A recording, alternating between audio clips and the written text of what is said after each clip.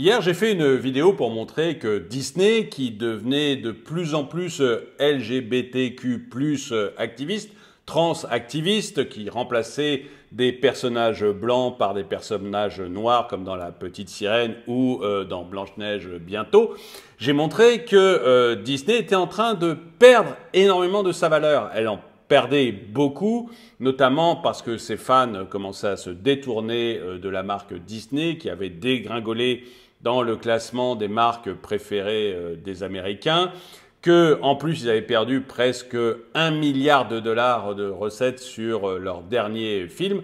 Bref, que la marque était en très grande difficulté. Aujourd'hui, Disney, qui est pourtant une marque hyper connue, était en très grande difficulté aujourd'hui à cause de ses prises de position. Et puis, l'un d'entre vous m'a demandé dans les commentaires de parler un petit peu de pourquoi ces marques faisaient aujourd'hui, parce qu'il y a Disney, mais il y a Bud Light, par exemple, j'en ai parlé aussi, qui, elle, s'effondre complètement à cause de ça. Bud Light a perdu, je crois, près de 20 milliards de dollars à cause de son trans-activisme, on en parlera tout à l'heure.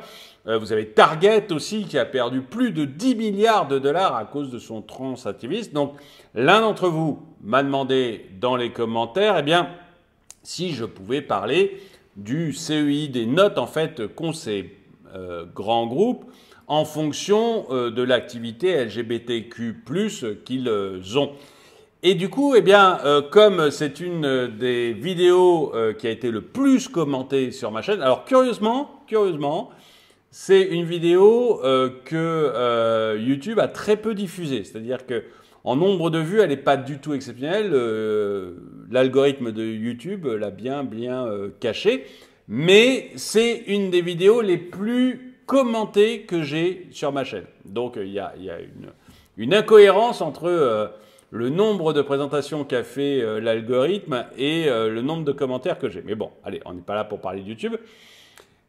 Mais comme c'est une vidéo qui avait énormément fait réagir et que l'un des commentaires me disait « Mais pourquoi ces entreprises font ce genre de bêtises ? Est-ce que tu peux parler du score CEI ?» Eh bien, je suis allé le chercher et j'ai un très bel article là-dessus. En tout cas, bonjour, bienvenue dans cette vidéo de DME en direct. Comme toujours, si vous n'êtes pas abonné, je vous suggère de le faire et de cliquer sur la cloche pour être prévenu lorsque je sors une nouvelle vidéo. Et donc, on va tout de suite regarder cet article, alors qui vient de la presse américaine. Hein, donc, elle est traduite par Google. Vous verrez que de temps en temps, la traduction est pas top. Mais globalement, ça va bien se passer. Mais surtout, ça explique très bien ce qui est en train de se passer. Il distribue, les dirigeants d'entreprises comme Nike, Anheuser-Busch, donc Anheuser-Busch, c'est la bière Bud Light, et Kate Spade, dont les mentions de marque ont transformé l'influenceur trans controversé Dylan Mulvaney. Alors Dylan Mulvaney, le voici en photo. Hein.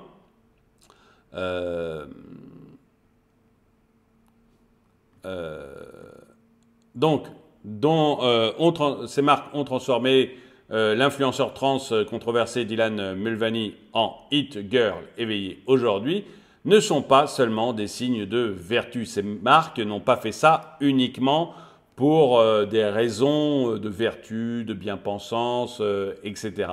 Alors, on pourrait rajouter à la liste Target, donc, alors pas directement avec Dylan Mulvaney, mais Target aussi a proposé dans ses rayons des vêtements pour enfants trans.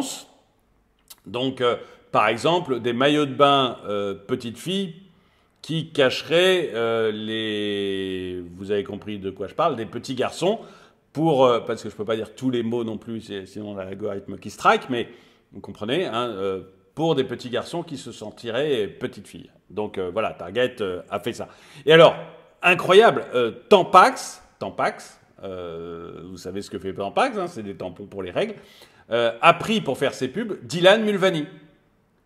Qui techniquement, je suis désolé, mais n'a pas de règles. Hein, voilà. Alors je ne sais pas s'il se sent homme ou femme. Il dit qu'il se sent femme, donc pourquoi pas. Mais il n'a pas de règles. Donc, vous voyez, même des marques comme Tampax le font. Donc, mais tout ça, ils le font pas uniquement par croyance ou parce qu'ils sont acquis aux idées trans. Vous verrez qu'il y a des histoires de gros sous et qu'il y a surtout des lobbies, des groupes de pression avec quelqu'un dont vous avez sûrement entendu parler, des groupes de pression qui les forcent à faire ce genre de choses. Ils distribuent des offres lucratives à ce qui était autrefois, donc à la communauté trans, hein. Ils distribuent des offres lucratives, des contrats lucratifs, à ce qui était autrefois considéré comme des célébrités marginales, parce qu'ils doivent, ou risquent d'échouer, à un score de crédit social très important pour faire ou défaire leurs entreprises. L'enjeu, c'est leur score CEI, Corporate Equality Index, qui est supervisé par la Human Rights Campaign, le plus grand groupe de lobbying politique LGBTQ+, au monde. Le HCR, qui a reçu des millions de la part de l'Open Society Foundation de George Soros, vous avez probablement déjà entendu ce monde, entre autres, publie des bulletins pour les plus grandes entreprises américaines via la CEI, en attribuant ou en soustrayant des points pour la façon dont les entreprises adhèrent à ce que le HRC appelle ces critères de notation. Donc là, on a, si vous voulez, un groupe LGBTQ+, le HRC, qui est financé en partie par George Soros, qui va noter les entreprises en fonction de l'intégration qu'ils font ou pas de la communauté LGBTQ+. Et comme je le disais dans la vidéo d'hier sur Disney, hein, Disney est aussi tout à fait concerné par ça. Hein. Comme je le disais hier dans la vidéo Disney, le T a pris le pas vraiment sur le LGBT. Si vous voulez, les gays, les bis se sentent de moins, les lesbiennes, excusez-moi, lesbiennes, gays et bi se sentent de moins en moins représentés par ce groupe. C'est-à-dire que la transactivité a pris totalement le dessus. Totalement le dessus. D'ailleurs, vous avez qu'à voir le nombre d'athlètes femmes maintenant qui se plaignent ouvertement du fait qu'on ait des hommes qui se prétendent femmes, ou qui se sentent femmes, qui aillent dans les sports féminins. Parce que ils gagnent toutes les compétitions et les femmes sont reléguées au deuxième plan. Donc vous voyez, la volonté, c'est vraiment d'aller de plus en plus vers ce milieu trans. Et à la limite, entre adultes responsables, pourquoi pas, mais l'un de mes gros problèmes à moi, c'est qu'ils entraînent nos enfants là-dessus. Moi, voyez-vous, le LGBT entre deux hommes ou un homme et une femme, il y en a un qui sent homme, l'autre qui sent femme et je sais pas quoi, et bon, à la limite, je m'en fous. Voilà, s'ils ont plus de 18 ans, je m'en fiche complètement, qu'ils vivent leur vie tant qu'ils me cassent pas les oreilles, je m'en fous. Mais, et je dirais, pas de problème, vous voyez, les lesbiens, les bi, les gays, honnêtement, ils vivent leur vie entre eux, je m'en moque totalement. Leur vie sexuelle, je m'en fiche, mais totalement qu'ils la vivent comme ils veulent. C'est pas mon problème, c'est pas à moi de leur dire comment ils doivent vivre. Ils ont plus de 18 ans, tout va bien. Mais quand ils s'attaquent à nos enfants, là, c'est différent. Et là, vous avez vraiment, vous voyez, Disney, par exemple, qui force des gens, des messages trans dans ses dessins animés. Ça va pas. Ça va pas. C'est pour mes enfants. Je disais hier, par exemple, dans les parcs Disney, vous avez vous avez eu des hommes salariés de Disney déguisés en ma grand-mère l'a fait. Vous savez, je crois que c'est dans Cendrillon où il y a une vieille fée là qui est la grand-mère de Cendrillon. Eh bien, c'est des hommes qui étaient déguisés en ma grand-mère l'a fait. Eh bien, non, je suis désolé pour les parcs Disney, mais moi, ça m'intéresse pas. J'emmène pas mes enfants pour qu'ils voient ça. De même, dans les classes, alors là on sort du côté business, mais dans les classes, les lectures faites par des trans aux enfants, par des drag queens, pardon, aux enfants, non, j'adhère pas. Je suis désolé, j'adhère pas. Et je pense que l'immense majorité n'adhère pas. Et je pense que l'immense majorité des lesbiennes et des gays n'adhèrent pas non plus. Ils sont en train de se faire eux-mêmes complètement invisibiliser par soit les trans, soit les drag queens. Et je ne crois pas du tout que c'était leur demande. En plus, ça crée ensuite un rapport de tension entre la communauté LGBT et le reste de la population qui est très très forte et de plus en plus forte. Et les gays et les lesbiennes risquent de se faire rejeter uniquement à cause de ça. Parce qu'on n'en pourra plus. De même, Target. Donc Target, c'est l'équivalent de Carrefour, Casino, vous voyez, ce genre de magasin aux États-Unis. Target qui met des maillots de bain filles pour des petits garçons qui se sentiraient filles avec des énormes logos type LGBT dessus. Non! Et d'ailleurs, Target s'est pris un backlash, c'est-à-dire un boycott, mais massif. Ils ont perdu 10 milliards. En 10 jours, hein, en 10 jours, ils ont perdu 10 milliards. Les gens n'en peuvent plus.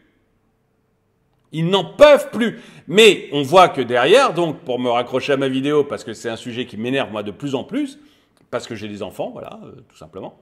Mais pour en revenir à ma vidéo, on voit que derrière, en fait, vous avez l'Open Society de George Soros, vous avez le HRC, qui est une organisation ouvertement LGBTQ+, qui sont à la manœuvre pour complètement obliger des entreprises à adopter ce genre de choses, comme le fait Disney, comme l'a fait Target, comme l'a fait Bud.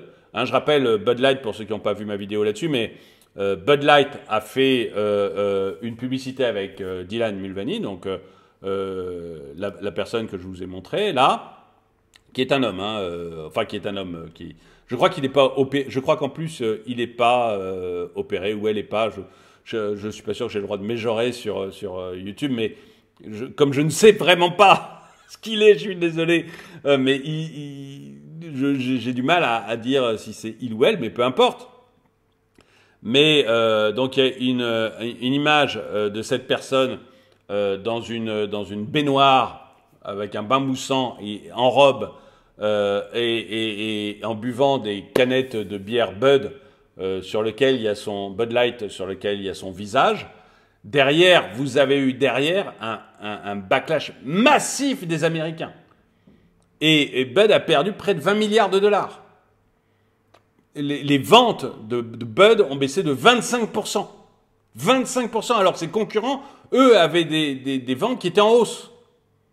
Parce que les gens n'en peuvent plus, quoi. Ça crée vraiment une tension énorme. Mais Bud n'avait pas le choix et a été coincé. Vous allez voir comment ils font pour en fait coincer des entreprises qui se retrouvent obligées de faire ce genre de choses. Et derrière, ça engendre chez les entreprises, notamment Bud, des discours qui n'ont ni queue ni tête, parce que d'un côté, ils essayent d'éviter que ça soit de perdre trop d'argent, mais d'un autre côté, ils ont le HRC qui les verrouille, qui les noyote et qui les empêche de dire ce qu'ils veulent dire. Parce que s'ils disent ce qu'ils veulent dire, leur entreprise est finie. Elle est morte. Et on va voir comment, justement, ces groupes s'y prennent.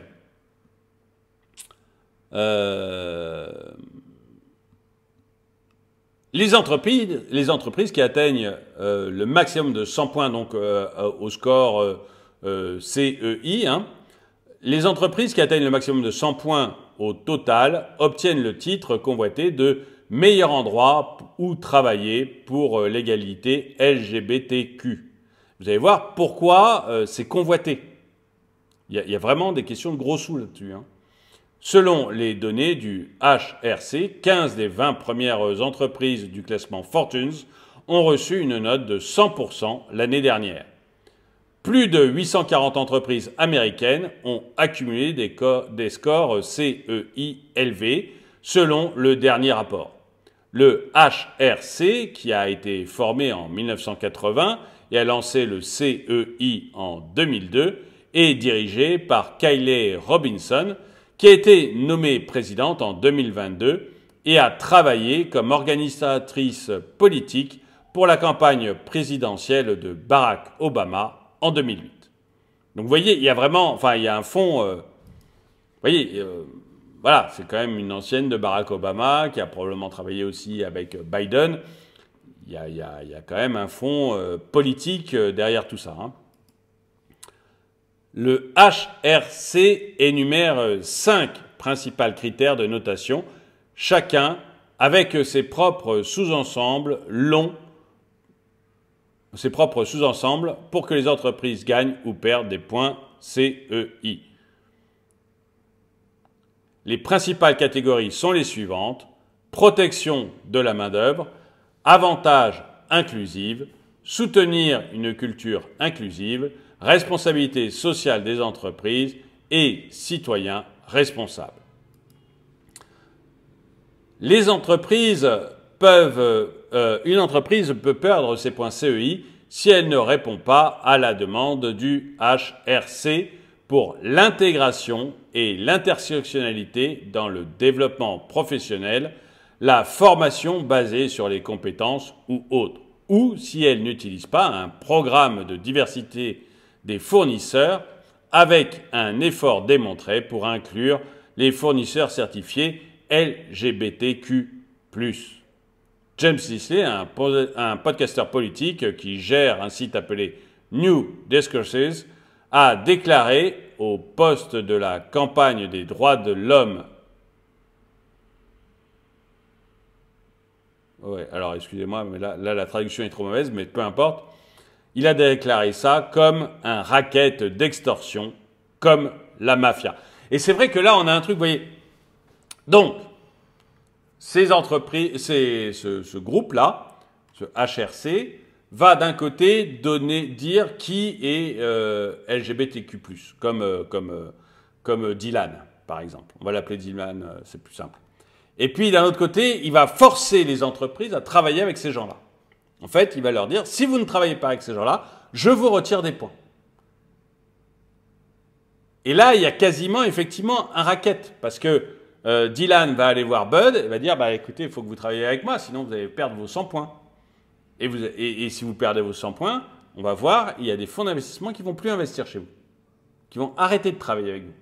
Et vous allez perdre énormément d'argent.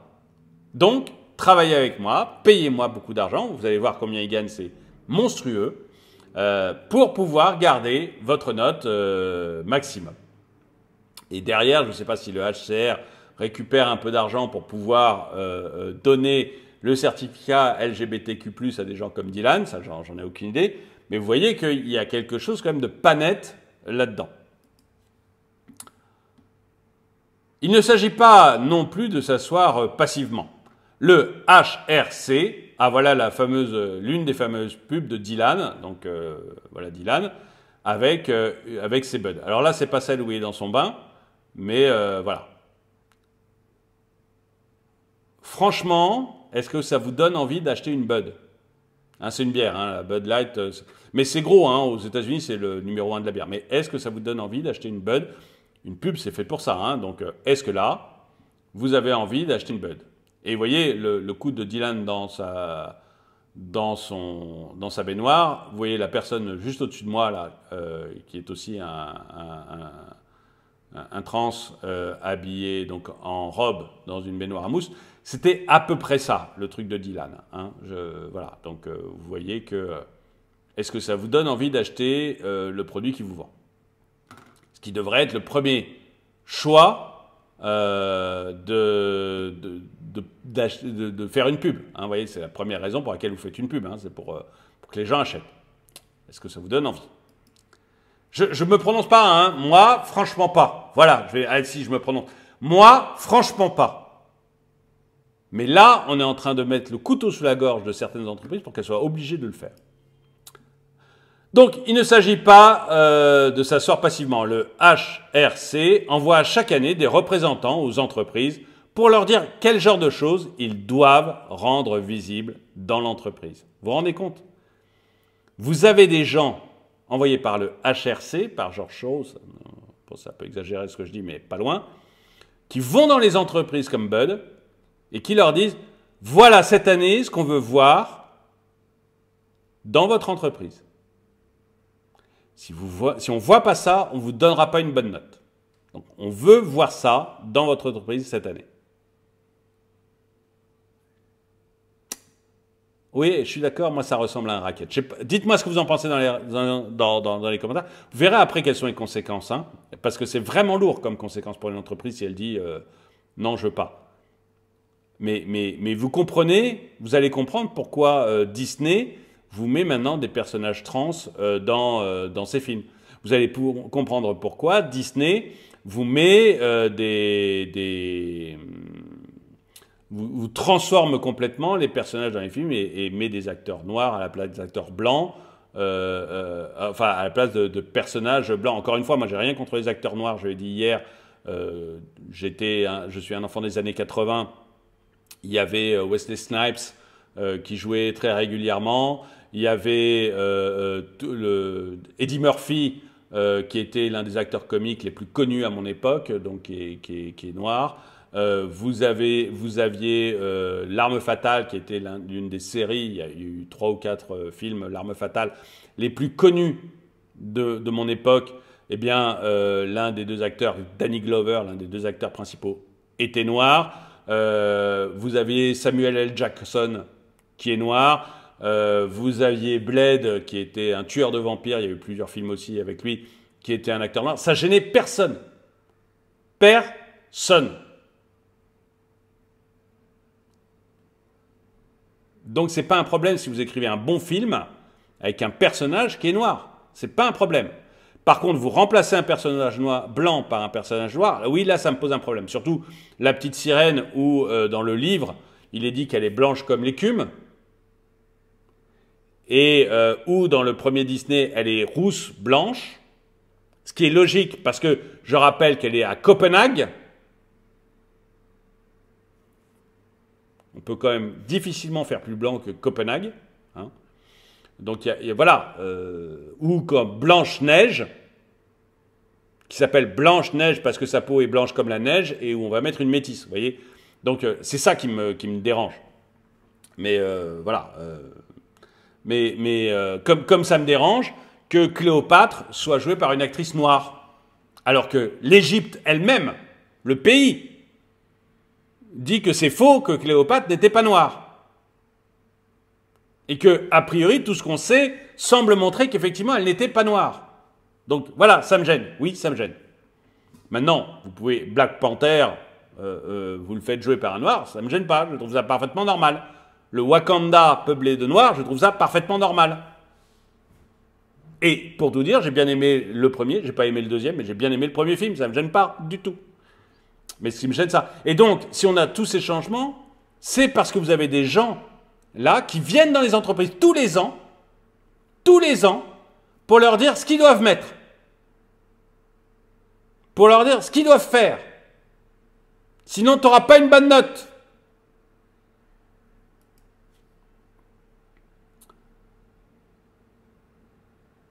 Donc, il leur donne la liste de demandes, et s'ils ne donnent pas de suite, c'est-à-dire si l'entreprise ne donne pas de suite à la liste qu'on vient de leur donner, eh bien, il y a une menace que vous ne tiendrez pas votre score CEI. On va vous retirer des points. Mais voilà, ça a vraiment quelque chose d'important, le CEI. La CEI est une partie moins connue du mouvement en plein essor, l'investissement éthique, le ESG. Vous savez, la gouvernance environnementale, sociale de l'entreprise. D'ailleurs, je suis surpris de plus en plus, vous voyez, si vous êtes sur des sites comme Boursorama ou d'autres sites de bourse, la première chose qu'on vous met maintenant dans les notations, c'est pas la rentabilité de l'entreprise, c'est pas la solidité des fonds propres, etc. Non, c'est le côté durable. Le score ESG. Avant même de vous dire si l'entreprise, c'est-à-dire une entreprise, avant même de vous dire si l'entreprise est complètement au bord de la faillite, on vous dit est-ce qu'elle a un bon score ou pas ESG. C'est la première chose que l'on met sur tous ces sites. Je trouve ça mais incroyable, incroyable. Alors que ça, on s'en fout. Enfin, moi je m'en fous complètement. J'investis dans les entreprises pétrolières, c'est vous dire si je m'en fous. Je m'en fous complètement. Ça me semble beaucoup plus intéressant de regarder si une entreprise a... Je vais avoir une mauvaise réputation en disant je m'en fous complètement. Alors que vraiment, vous ne me verrez jamais jeter un papier dans la rue, vous ne me verrez jamais laisser traîner un sac plastique près de la plage. Vraiment, vous ne me verrez jamais faire ce genre de choses. Jamais. Mais encore une fois, moi, je le dis, je n'ai pas de bonne conscience. Je fais des choses qui me semblent bien ou mal. Voilà. Et ça me semble mal de jeter des papiers dans la rue. Voilà. Ça, vous ne me verrez jamais le faire. Mais voilà, ça ne m'empêche pas de quand j'achète des actions, bah, je regarde avant tout si l'entreprise est solide et si elle dégage des bénéfices. Voilà. Et puis après, bon, il y a d'autres scores. Mais vous voyez, c'est ce que mais là, ce qu'on vous met de plus en plus en avant, c'est le score ESG. Voilà. Est-ce que c'est une entreprise durable? Ce qui veut rien dire, rien du tout. J'aimerais bien avoir des statistiques sur le nombre d'entreprises avec des ESG merveilleux, donc durables, qui ont fait faillite l'an dernier. Ça doit être, mais pléthore, pléthore.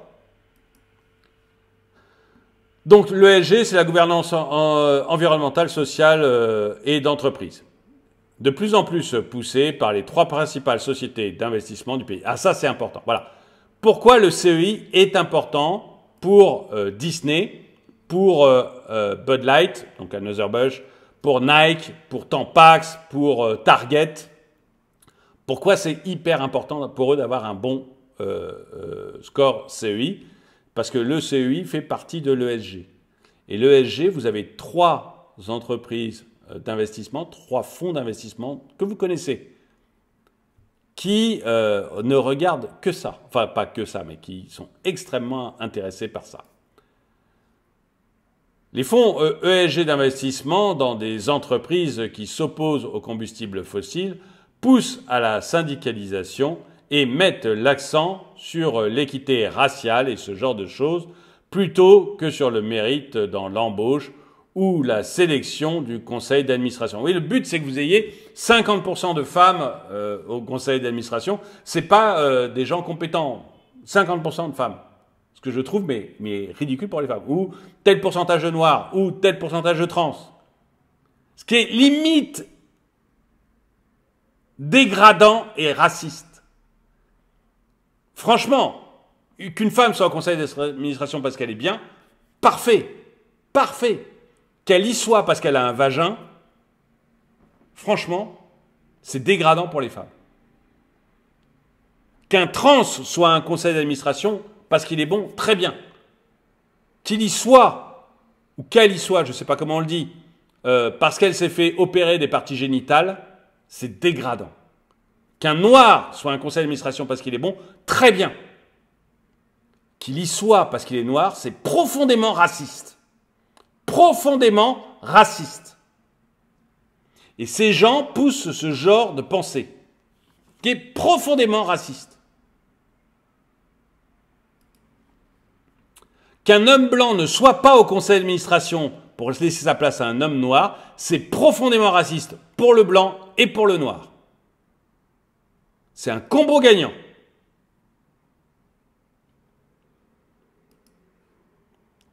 Et même chose pour le mérite à l'embauche. Embaucher quelqu'un parce qu'il est noir, parce qu'il est trans ou parce qu'il est une femme, c'est profondément dégradant.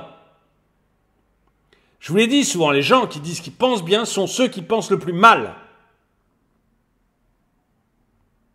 Moi, je ne pense pas bien. Mais si vous êtes une femme et que vous êtes la meilleure, je vous prendrai dans mon équipe. Moi, je ne pense pas bien, mais si vous êtes trans et que vous êtes le meilleur, je prendrai dans mon équipe. Moi, je ne pense pas bien, mais si vous êtes noir et que vous êtes le meilleur, je vous prendrai dans mon équipe. Et vous passerez devant tous les blancs du monde. Parce que ce qui m'intéresse, c'est votre compétence. Uniquement votre compétence. Pas votre couleur de peau. Ça, j'en ai rien à carrer. Et je le dis volontiers parce que dans mon équipe, quand j'avais une entreprise, vous savez, j'ai été franchiseur, donc j'avais toute une équipe dans ma franchise. Eh bien, j'étais franchiseur, c'est-à-dire que il y avait en dessous de mon entreprise plein d'entreprises franchisées. Bon, enfin en dessous, à côté, je ne sais pas si on peut le dire, mais j'étais franchiseur. J'avais une équipe de 10-15 personnes à peu près. J'avais des Arabes, j'avais des Asiatiques, j'avais des Noirs. Je ne sais plus pour les Noirs. Bon, si. J'avais des Arabes, des Asiatiques et des Noirs. Je me foutais totalement de la couleur de peau. C'est moi qui les embauchais tous. Je les ai tous embauchés. Je me foutais complètement de la couleur de peau, du fait que ce soit une femme ou un homme. J'avais énormément de femmes. Je me fichais du fait que ce soit une femme ou un homme. Je me fichais de la couleur de peau. Ce qui m'intéressait, c'était votre CV, ce que vous saviez faire, là où vous aviez bossé. Et je ne comprends pas qu'on puisse demander aux entreprises de recruter en fonction de la couleur de peau et en fonction du sexe. C'est profondément discriminatoire. C'est profondément raciste. Et c'est profondément antiféministe.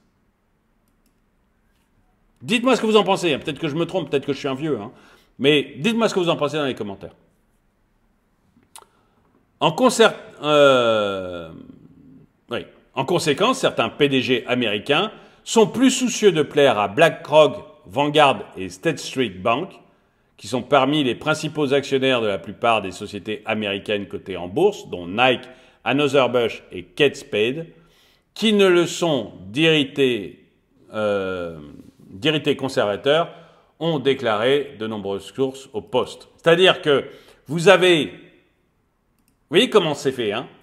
Vous avez en haut le HRC et grosso modo l'Open Society de George Soros, qui va donner des notes aux entreprises. Et derrière ces notes comptent très fort pour des investisseurs très puissants comme BlackRock, Vanguard et State Street Bank. Et donc, pour garder la meilleure note possible, les entreprises vont devoir accéder à une somme de demandes qu'ils ont fait par le HRC. Ils vont devoir obéir au lobby LGBTQ+, pour pouvoir garder ces investisseurs comme BlackRock. On va regarder juste sur Disney quels sont les actionnaires. On va voir si on trouve l'accroche. Je ne l'ai pas fait avant, donc je me trompe peut-être que je suis complètement... peut-être que je me trompe complètement. Vous me donnez une petite seconde. J'ai juste vérifié. Walt Disney. Ok, là il y a les administrateurs. Donnez-moi une seconde de plus. Je vais essayer de trouver. On doit avoir quelque part qui sont les actionnaires principaux. On va aller sur Boursorama. Voilà. Hop, Disney. Je le fais en direct avec vous. Hein, comme ça vous... Hop. Donc Disney.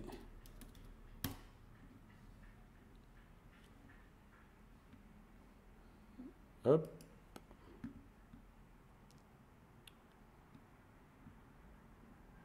Tac. Je vais la voir où sur Boursorama. C'est pas sponsorisé, hein, je vous rassure. Hein, c'est juste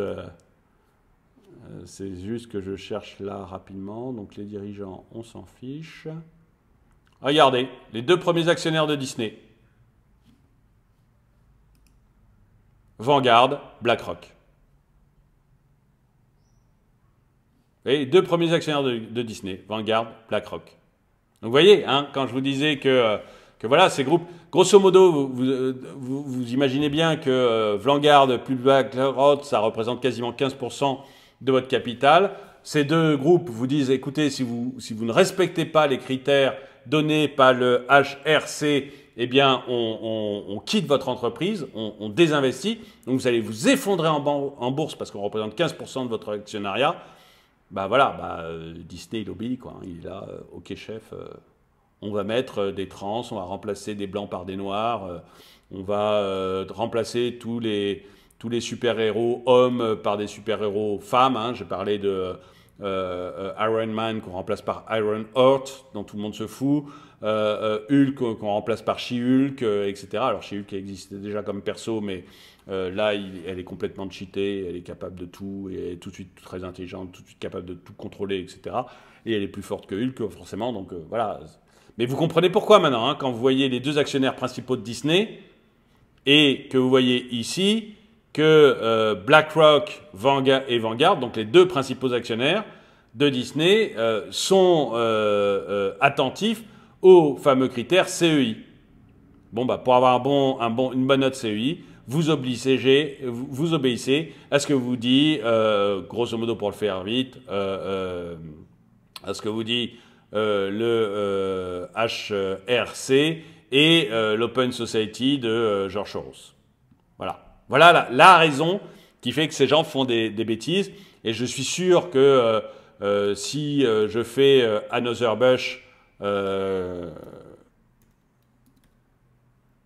ouais, je sais plus comment l'écrire, donc je vais pas perdre de temps à le chercher, mais je suis sûr que si je faisais avec Another Bush la même recherche, je trouverais comme premier actionnaire, soit donc Bud Light, hein, je trouverais comme premier actionnaire soit Vanguard, soit BlackRock.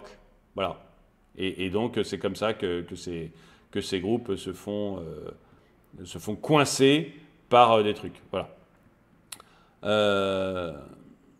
Alors, et c'est vrai que du coup, bah, quand un conservateur, parce qu'on m'appelle conservateur, tant pis, comme moi, avec mon chapeau, vous sentez bien que Disney, il en a rien à faire, quoi. Ou tous les gens critiques de films sur YouTube qui vous disent le dernier Disney c'est nul, et qui vous disent, qui vous prédisaient que La Petite Sirène serait une catastrophe en termes d'audience, ce qui a été, et qui vous prédisent aujourd'hui que Blanche-Neige sera une catastrophe en termes d'audience, ce qui sera aussi.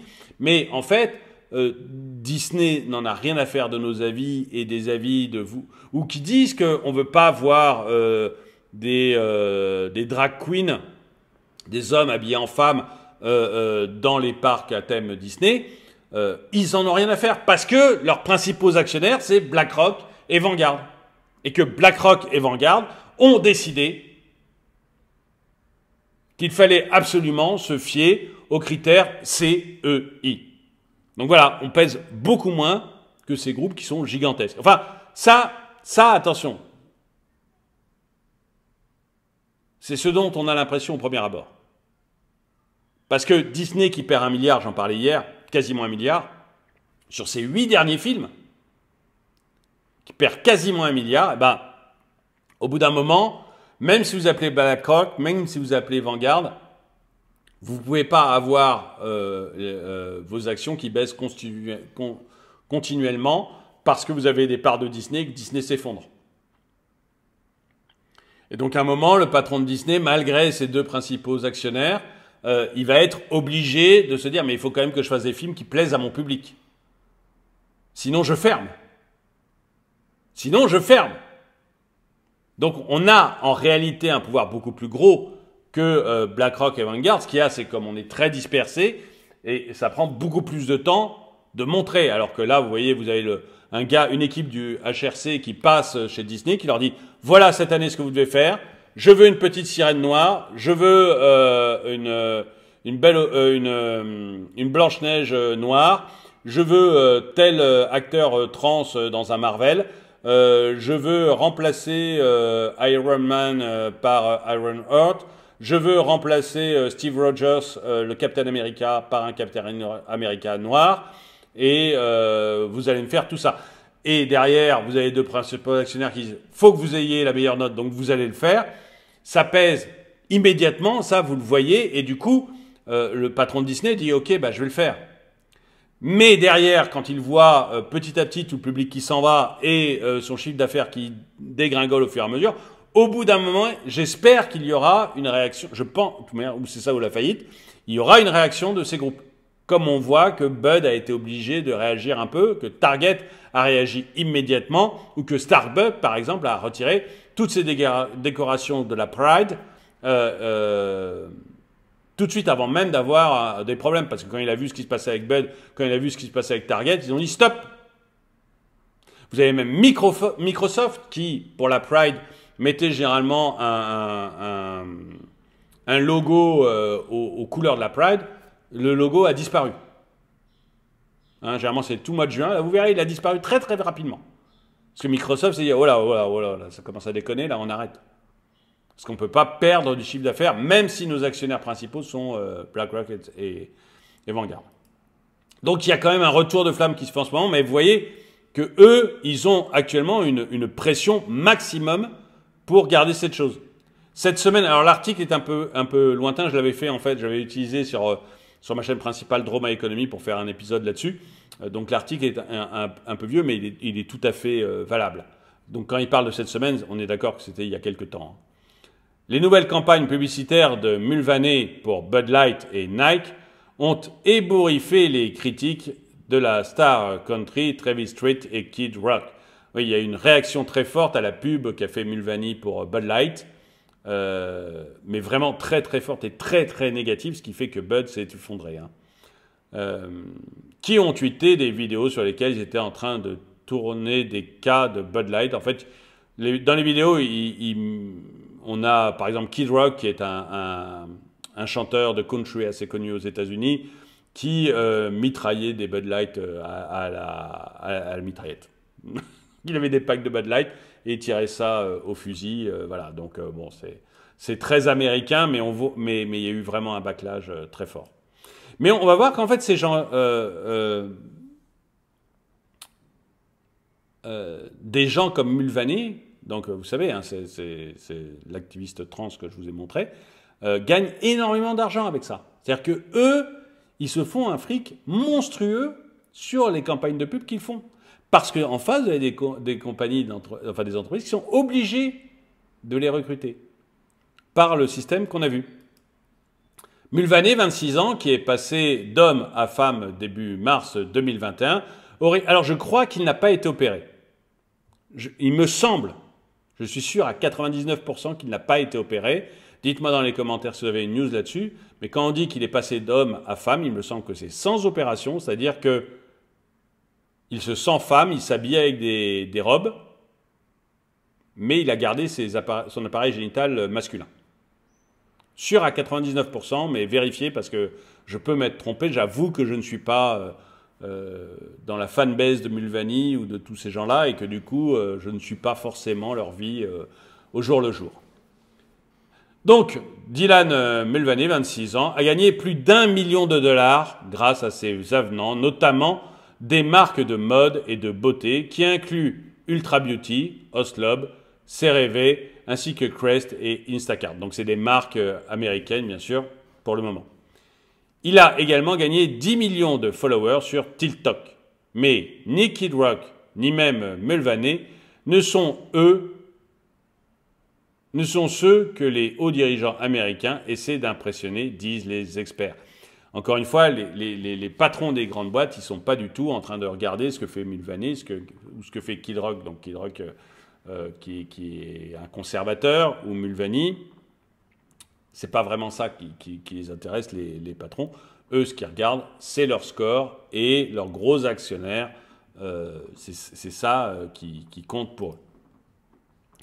Les grands gestionnaires de fonds comme BlackRock adhèrent tous à cette orthodoxie ESG dans la manière dont ils appliquent la pression sur les meilleures équipes de direction et conseils d'administration, et ils déterminent, dans de nombreux cas, la rémunération et les primes des dirigeants qui est réélu ou renommé au conseil d'administration. Donc vous voyez, vous êtes dirigeant de Bud, vous êtes dirigeant de Disney, c'est BlackRock et Vanguard qui vont décider si vous êtes mis ou pas à votre poste de dirigeant. Et ensuite, ils vont décider combien vous allez gagner tous les ans. Tous les ans, ils vont décider de vos primes. Donc vous pensez que le dirigeant, lui, il n'a qu'une seule chose en tête, c'est plaire à BlackRock et à Vanguard. Et il sait que pour leur plaire, il faut respecter les critères qui sont donnés par le HRC, donc par ce groupe de pression LGBTQ+. Donc vous voyez, c'est vraiment... on est vraiment... Oui, dans un truc mafieux. On est dans un truc mafieux, quoi. On est vraiment en train de...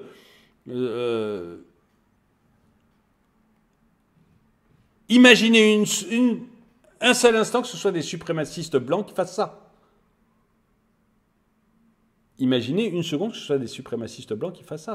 Mais on ouvrirait des enquêtes. Enfin, ça serait pas possible, quoi.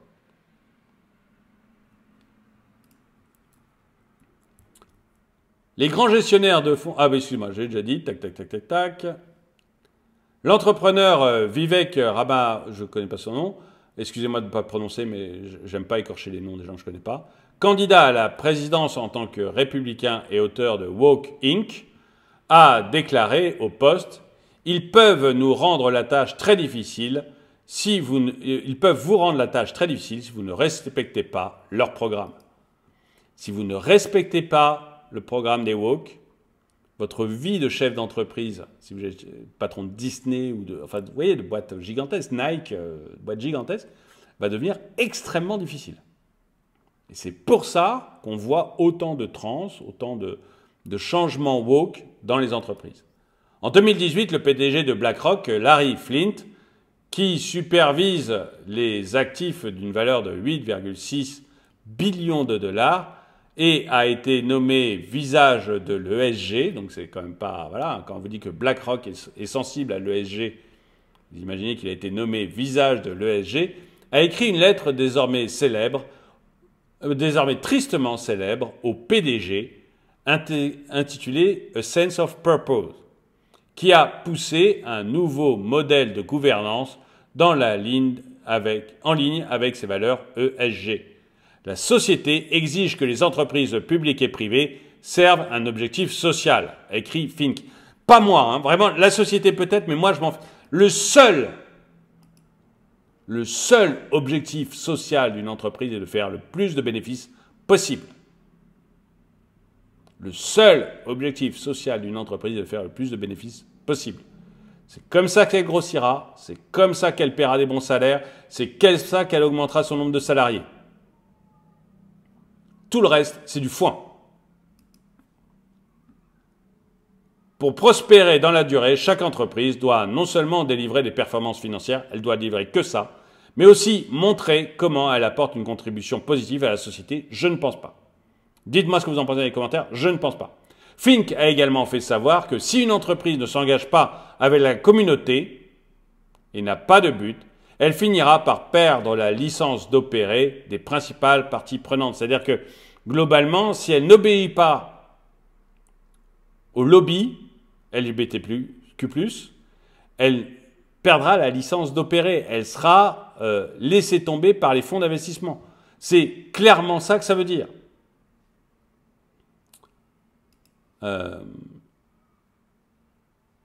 En décembre, la Floride a retiré pour 2 milliards de dollars d'actifs publics gérés par BlackRock.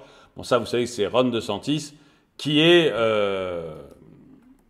vous savez, c'est Ron DeSantis qui est le gouverneur de la Floride, qui est républicain et qui, lui, s'oppose complètement à cette idéologie LGBTQ+. Et donc voilà, il y a vraiment une volonté là-dedans. Bon, après, ça vous parle beaucoup plus au sujet de sujets américains, donc je ne vais pas continuer l'article, puisqu'on va être beaucoup plus tourné sur les problèmes de Biden, etc. Donc voilà, ça, je laisse tomber. Mais vous voyez donc comment ça marche. Hein. Vous avez d'abord George Soros et sa fondation, qui versent de l'argent à une fondation HRC LGBTQ+, hein, le HRC, donc une fondation ouvertement LGBTQ+. Cette fondation, cette organisation va noter les principales entreprises. Elle va tous les ans dans les entreprises pour leur dire « Voilà ce que vous devez faire pour avoir une bonne note. Voilà ce que vous devez faire. Et si vous ne le faites pas, vous perdrez votre note maximale. » Et derrière, vous avez des fonds d'investissement comme BlackRock et Vanguard qui disent « Si vous n'avez pas la note maximale, on n'investit plus chez vous. Et toi, PDG, on va te virer, on va prendre quelqu'un d'autre à ta place, ou alors on va diminuer ta rémunération. » Voilà comment fonctionne le système. Voilà pourquoi Disney accepte de perdre 1 milliard de dollars sur ses 8 derniers films. Voilà pourquoi Bud perd près de 20 milliards de dollars en prenant un activiste trans pour faire ses pubs. Voilà pourquoi vous avez aujourd'hui un activiste trans, donc Dylan Mulvaney, qui fait une pub pour des Tampax.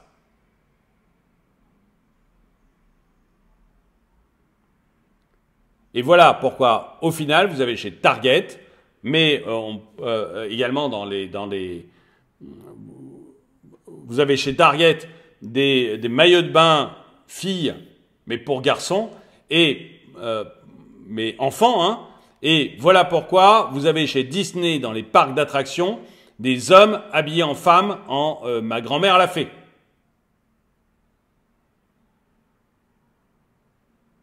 Et je sais pas ce que vous en pensez, moi je trouve qu'on est mais complètement à côté de la plaque. Alors, je pense qu'on a une... Dites-moi dans les commentaires si vous pensez ça normal. J'ai vu des commentaires hein, dans ma dernière vidéo sur Disney de gens qui trouvaient ça que c'était bien, que ça avançait, qu'on progressait. Alors, on était plus sur prendre la petite sirène et la faire noire. Bon, ok, mais je suis aussi totalement désaccord avec ça. Encore une fois, créez vos propres personnages. Hein. Vous avez une culture, vous pouvez créer des personnages. Hein, franchement. Hein. Et donc, dites-moi dans les commentaires donc si vous pensez que c'est normal, que c'est bien, que c'est vers ça qu'il faut avancer, ou si vous pensez que non, c'est une catastrophe, il faut absolument revenir en arrière. Mais je crois encore une fois que la perte d'argent, à cause des boycotts qu'on voit aux États-Unis, à cause des films qui marchent pas, etc., seront le meilleur moyen de les faire plier. Dites-moi ce que vous pensez de tout ça. En tout cas, merci d'avoir regardé cette vidéo. Mettez-lui un pouce vers le haut, commentez-la, partagez-la. Partagez-la parce que l'algorithme de YouTube n'aime pas du tout qu'on parle de ce genre de sujet. Donc, partagez. Et moi, je vous dis en tout cas, à très bientôt.